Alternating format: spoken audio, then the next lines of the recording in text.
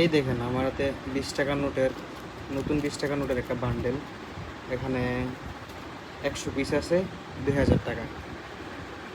এটা কত টাকা দিয়ে কিনা লাগছে জানেন?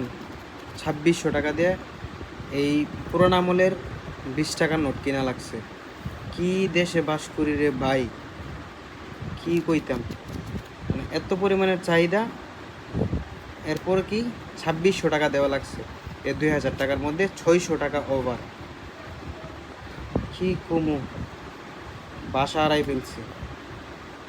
এই যে নতুন নোট, এই নতুন নোটগুলা দেয়া যদি আমি মানে দোকানে যাই, আমার 2000 টাকার ফোন নই দিব, 2600 টাকার ফোন মেরে আমার দিব না। কিন্তু ঈদ উপলক্ষে বকশিস দেওয়ার জন্য নিয়েছিলাম, কিন্তু এত পরিমাণের যে এক্সট্রা টাকা দিয়ে আনা লাগবো ভাবি নাই।